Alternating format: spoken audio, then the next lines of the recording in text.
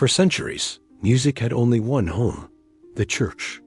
Its melodies echoed through stone chapels, sung not for people, but for God.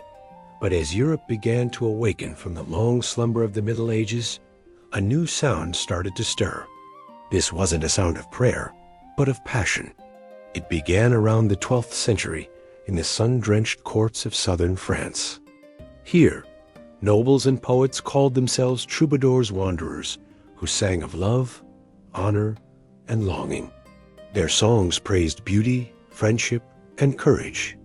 They told tales of queens and knights, of loyalty and heartbreak, of laughter and loss. For the first time in Western history, music turned its gaze away from the heavens and focused on the human heart. These troubadours traveled from castle to castle, carrying their lutes and small harps. They brought vibrant melodies to a world that had known only the solemn, formal chants of monks. What made their art so revolutionary? They sang in the language of the people, not in the church's Latin. They were poets who used melody as their parchment and raw emotion as their ink.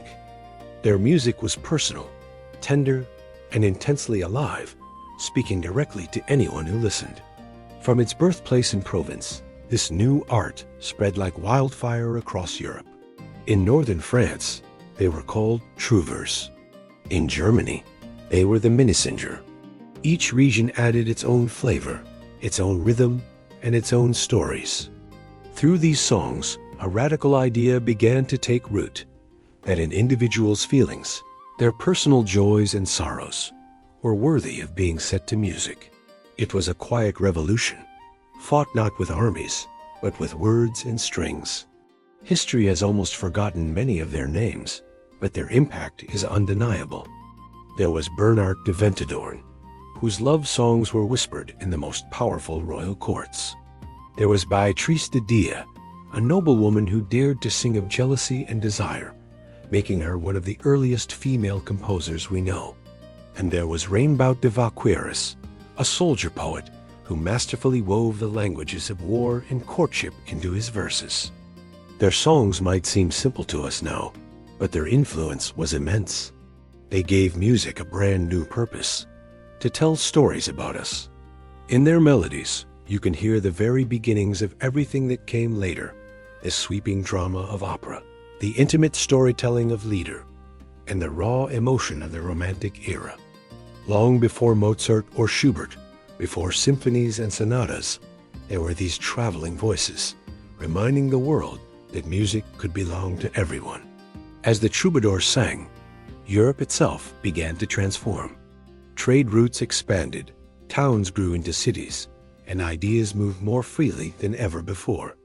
And wherever ideas traveled, songs followed. Musicians learned from one another, borrowing rhythms from the East, musical modes from the church, and lyrical themes from the streets.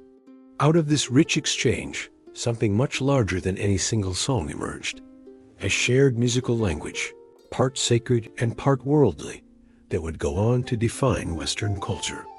By the 14th century, the age of the troubadours was fading. Wars, plagues, and political instability silenced many of the courts that had supported them. But their legacy endured. Their melodies were copied down by students, their verses studied by scholars, and their spirit, the belief that music is the ultimate language of human emotion, survived in every generation that followed. Music had finally stepped out of the quiet monasteries and into the sunlight. It now walked among the people, sung by lovers, soldiers, and dreamers.